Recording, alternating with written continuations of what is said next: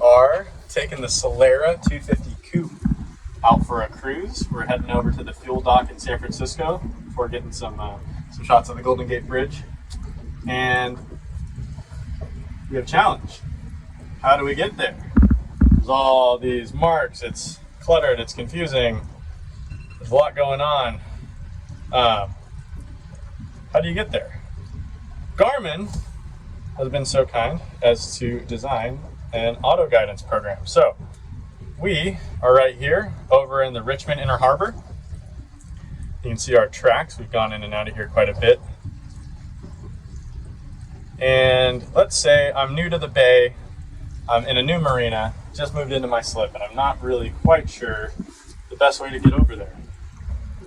Obviously, electronics are never a replacement for a human being. Your eyes, your ears, your nose for that matter. So what I'm about to show you, use sparingly, use to kind of get acclimated to the area, but always keep your head on a swivel, always keep your eyes in front of you, and check behind you at all times. So perfect example, we have our friend over there in a flex boat coming up behind us. So if your eyes are glued to your screen, you're not going to notice that. The electronics are really good, but they're not going to tell you that unless you turn the radar on. But let's say we want to go find fuel. Pull out your phone, find fuel dock near me, and then pull that up on your maps on your phone, get a general idea of where that is, and then match that up with your map here. Try to figure out where the Garmin chart corresponds with that location on your maps, or you can actually do a search in the system for docks as well. I happen to know we're headed over to this marina, Gas House Cove. So if you click on that little icon, it'll show you the name of the marina. That's what that little icon is.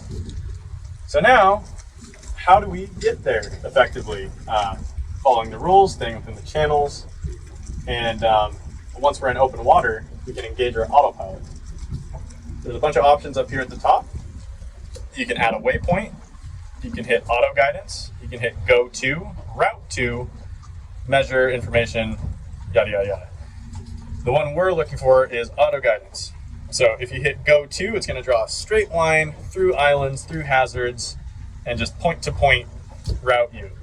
Route to allows you to go in and manually build your own route waypoint by waypoint. If you don't know where you're going, sometimes it's pretty helpful to hit that auto guidance button. You notice how it thought for a second, loaded up a route. So the screen is littered with navigational aids because the bay has a ton of complex traffic schemes and navigational aids. So the Garmin basically knows how to get you there while following the rules and regulations, navigationally speaking. So,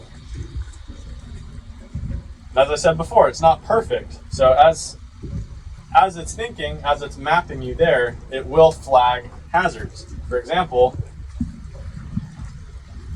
there's 4 little marks on my screen right there. That's where the Garmin thinks I'm getting a little too close to that corner up ahead of us.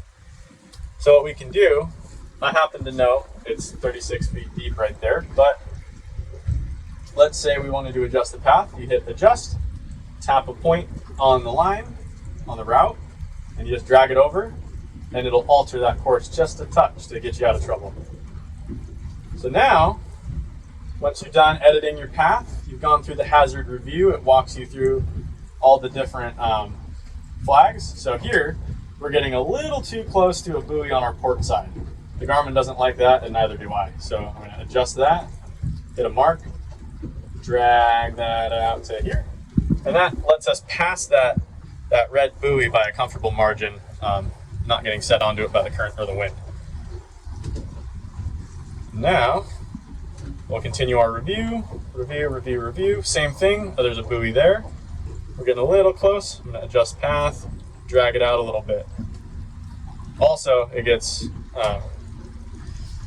pretty shallow. There's some hazards in there closer to Alcatraz. It's just smarter to stay a little further away. Hit done. Again, walk through all the hazards. Gas House Cove, that's just letting you know that you're going into the marina. That's a hazard there. we know we're going into the marina. We're going to use our eyes for that, so we don't need to worry about that one. Same thing, same thing, same thing. Now we've reviewed our path. We can hit back and start navigation. So now we have this track to follow. And I always recommend when you're in a channel or in some close quarters, use your eyes, don't engage your autopilot.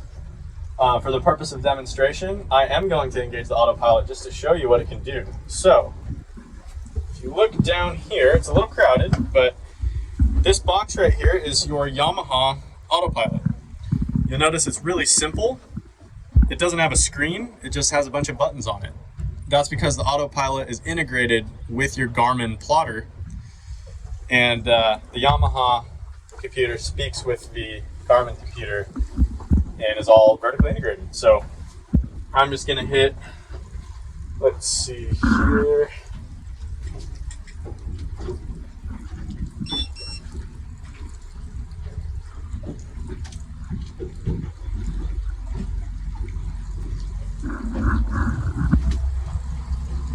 I'm gonna hit course hold.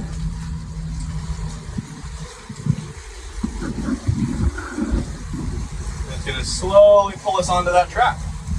And if we let it go long enough and we get to the turn, the boat will turn itself, which is a pretty awesome feature. So once again, use it sparingly. Use it out in open water where you can see all the way around you. Pay attention to your chart. Maybe at the same time, you can have your radar up, so you can have your chart and radar, paying attention to both. So that way you notice when there's boats around you and buoys, and there's a lot of things on this bay that aren't marked on the charts. The radar will be your eyes for that. Notice now the screen's throwing an alarm at me. Potential hazard ahead. Uh-oh, what's that? Zoom in, or actually you gotta acknowledge it first. Zoom in on your chart. That's one of those marks. Perhaps something was sunk there once upon a time. Not anymore, so all good. That's how you use your autopilot and your Garmin in tandem with your Yamaha.